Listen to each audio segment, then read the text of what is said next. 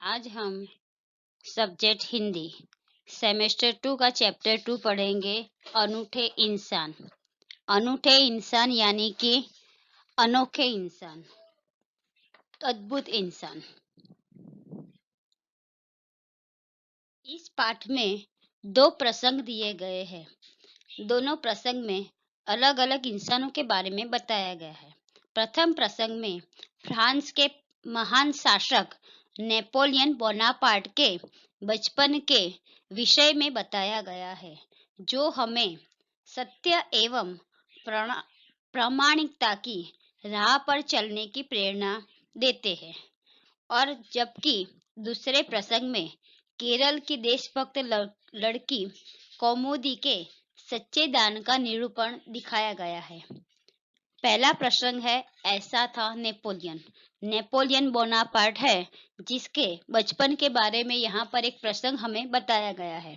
Napoleon जब छोटा लड़का था तभी से वह सत्यवादी था, यानी कि सत्य के राह पर चलने वाला था। वह एक दिन अपनी बहन जिसका नाम इलाइजा है उसके साथ आंख मिचौनी का खेल खेल रहा था। इलाइजा छिपी हुई थी और नेपोलियन उसे ढूंढ रहा था। तभी अचानक एक लड़की वहां आ गई और नेपोलियन के से वो लड़की टकरा गई। नेपोलियन के साथ टकराने से वो लड़की जो अमरूद यानी कि जामफल बेचने आई थी वो उसकी टोकरी नीचे गिर पड़ी और वहां पर नीचे कीचड़ होने की वजह से उसके अमरूद जामफल जो होते वो सारे खराब हो जाते। अब वो लड़की वहां पर रोने लगती है और बोलती है कि अब मैं अपनी माँ को क्या जवाब दूंगी, क्योंकि मैं गरीब हूँ और ये अमरूद बेचकर मैं अपना घर चला रही हूँ। तब इलाइजा कहने लगी, चलो भैया यहाँ से हम चले जाते हैं। तब नेपोलियन बोलता है, नहीं बहन, हमारी वजह से इसका हानि हुई है, यानी कि इसको नुकसान हुआ है।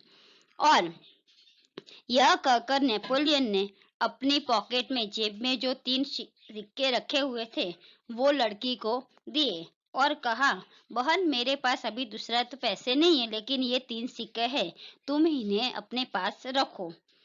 तो वो लड़की बोलती है कि इन 3 सिक्कों का मैं क्या करूंगी, मेरी माँ मुझे बहुत मारेगी। लड़की ने यह कहा तो नेपोलियन बोला कि अच्छा तुम मेरे घर पर मेरी माँ के पास चलो, मैं अपनी माँ से बात करके तुम्हें और सिक्के दिलवा दूंगी। यह सुनकर इलाइजा बोली, भैया अगर हम इसे अपने माँ के पास घर पर ले गए तो माँ हमारे ऊपर नाराज होगी, वो हमें डांटेगी। लेकिन नेपोलियन माना नहीं। वह उस लड़की को अपने साथ अपने घर पे ले गया और अपनी माँ से उसने जो घटना हुई थी उसके बारे में उसने अपनी माँ से बात की और अपनी माँ से कहा कि माँ, तुम मुझे जो जेब खर्च के लिए, पॉकेट मनी के लिए जो पैसे देती हो उसमें से ये पैसे काट लेना और इसके जितने पैसे होते हैं वो तुम इसे दे दो। तब उसकी माँ कहती है, ठीक है, मैं तुम्हारी सच्चाई से खुश हूँ, मगर याद रखना अब मैं 1 महीने तक तुम्हें जेब खर्च के लिए यानी कि पॉकेट मनी के लिए 1 भी रुपया नहीं दूंगी। इस तरह माँ ने कहा। नेपोलियन ने कहा, कोई बात नहीं, ठीक है, मुझे चलेगा। फिर माँ ने उस लड़की को 2 बड़े सिक्के दिए। वह लड़की वो सिक्के लेकर खुशी खुशी अपने घर लौट गई। नेपोलियन को धक्का देने की सजा तो मिली, परंतु सत्य के पथ पर चलने के कारण, यानी कि सत्य की राह पर चलने के, हमेशा सत्य बोलने के कारण उसे सजा भुगतने में भी अद्भुत अनोखा आनंद आया। वास्तव में नेपोलियन सच्चाई के पथ पर चलने वाला इंसान, यानी कि सत्य की राह पर चलने वाला इंसान था। बचपन से ही खुद पर दृढ़ निश्चय, विश्वास और दृढ़ इच्छा शक्ति भी उसी में थी। अब होता है दूसरा प्रसंग। दूसरा प्रसंग है सच्चा दान। सच्चा दान यानी कि जो मन से, अपने दिल से जो हम दान देते हैं उसे हम सच्चा दान बोलते हैं। यह दान कौमुदी नाम की एक लड़की गांधी जी को देती है और ये प्रसंग यहाँ पर दिखाया गया है। मलाबार यानी कि केरल राज्य की यह बात है। वहां पर बड़गरा नाम का एक गांव था और गांव में एक सभा का आयोजन हुआ था और गांधी जी ने अपने भाषण में उपस्थित सभी बहनों को जेवरों की मांग गांधी जी ने सभा में उपस्थित सभी बहनों से जेवरों की मांग की। तभी बहुत सारी स्त्रियों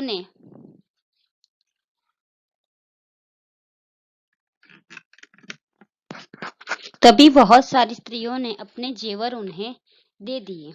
तब अपना भाषण समाप्त करके गांधी जी उनको नीलाम करने लगे। उसी समय वहां पर एक कौमुदी नाम की जो 16 वर्ष की लड़की थी, वह धीरे धीरे वहां पर मंच पर आ गई और उसने अपने हाथ में जो सोने की 2 चूड़ियां थी उतार कर गांधी जी के सामने रख दी और गांधी जी से कहा, क्या आप मुझे अपने हस्ताक्षर देंगे? हस्ताक्षर यानी कि दस्तखत, जो हम हिंदी इंग्लिश में बोलते हैं साइन। वो कौमुदी गांधी जी से कहती है कि आप अपने हस्ताक्षर मुझे देंगे।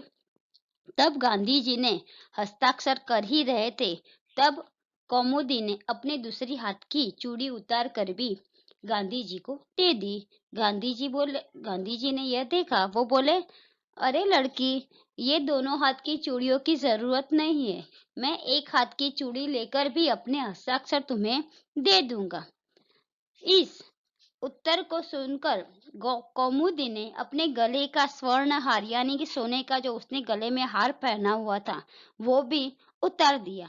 गांधी जी ने पूछा, तुमने अपने माता पिता से ये सब चीजें यहाँ पर जो दे रहे उसको देने की आज्ञा तो ली है ना? तो यह उत्तर सुने बिना ही कौमुदी ने अपने कानों में जो रत्न जड़ित रत्नों वाली जो बूंदे, काने के सोने के जो कान में जो पहनते हैं सोने के बूंदे, वह उतार कर निकाल दिए। गांधी जी ने कहा, तुमने इन आभूषणों को देने के लिए अपने माता पिता से आज्ञा तो ली है ना? तब कौमुदी कुछ उत्तर देती है, इससे पहले ही किसी ने कहा, इसके पिताजी भी तो यही है ना, मानपत्रों की जो नीलामी कर रहे। मानपत्र यानी कि आदर से लिखा हुआ पत्र, इसकी जो नीलामी कर रहे वही उसके पिता है। अब गांधी जी ने कौमुदी से कहा, तुम्हें यह मालूम तो होगा नहीं कि अगर यह तुम अपने गहने मुझे दे दोगी तो फिर तुम्हारे माता तुम्हें और पिता तुम्हें ये गहने वापस नहीं बना देंगे। तो कौमुदी ने यह शर्त दृढ़तापूर्वक स्वीकार कर ली। गांधी जी ने हस्ताक्षर करने के बाद यह वाक्य लिख दिया कि तुम्हारे इन आभूषणों की अपेक्षा तुम्हारा त्याग ही सच्चा आभूषण है। सच है, देश प्रेम से बढ़कर कुछ नहीं है। और इस तरह इस प्रसंग में कौमुदी का जो अपने देश के प्रति जो प्रेम है वह यहाँ पर दिखाया गया है। तो किसी ने सच ही कहा है कि देश प्रेम के से बढ़कर कुछ भी नहीं होता।